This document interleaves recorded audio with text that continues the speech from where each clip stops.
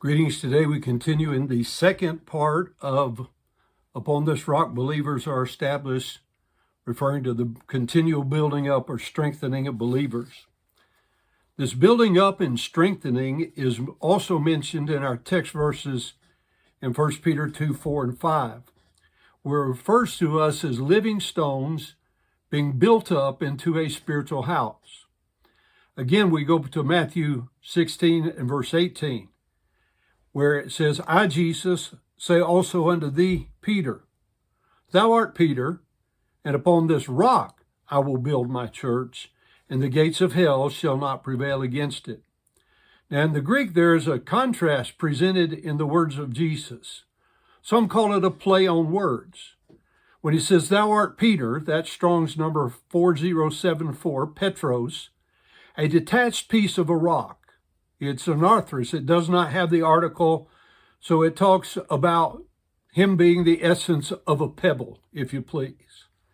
And then he says, upon this rock, that's Strong's 4073, Petra, this is the large, massive, undetached rock. This has the article attached, which identifies a particular massive, undetached rock. Remember, we said Daniel 2:45 has already identified this stone, which was, quote, cut out of the mountain without hands, end quote, as Jesus Christ, the eternal pre-existence one. The church has not been and was not built upon the Petros, Peter. Rather, it was built upon the Petra, Jesus Christ. It is the declaration of Peter from Matthew 16:16 that is in view, and Simon Peter answered, thou art the Christ, the Son of the living God. This is the foundation of the church. The declaration that Christ is the massive rock which God has chosen and placed as the foundation. The title, the Christ, means the anointed one of God. And with the article is pointing out the specific one anointed by God. The first major point of this series taught us that it was God's eternal plan for Christ to be laid as the foundation. Ephesians 2:8 says, for by grace are you saved through faith, and that not of yourselves, it is the gift of God, not of works, lest any man should boast. For we are his workmanship, created in Christ Jesus unto good works which God hath before ordained that we should walk in them. When we come to God through Christ, by God's grace through our faith, we become his workmanship, a living stone to be molded and shaped as he sees fit.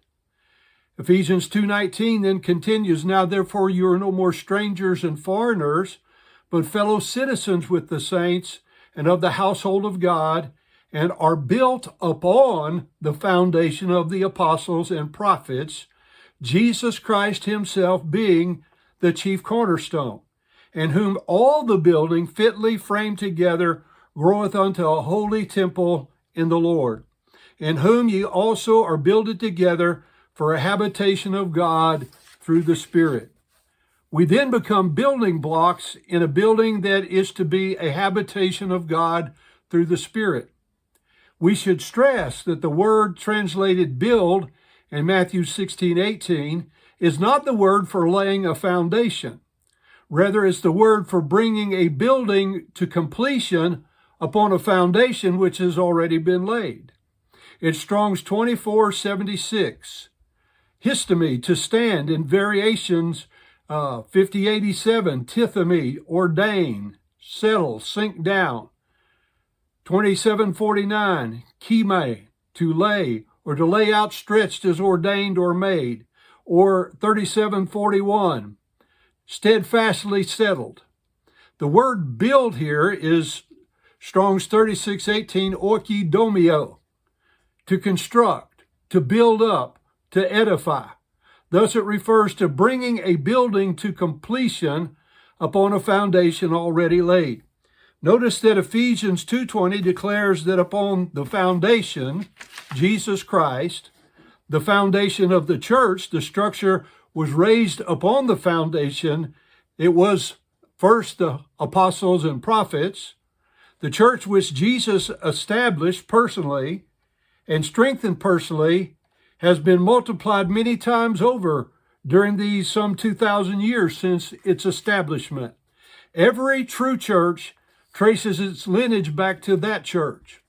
There are many churches and denominations which do not have this lineage. Both numerical increase and edification are in view in Ephesians 3:21. Every new believer causes each and every church to grow numerically.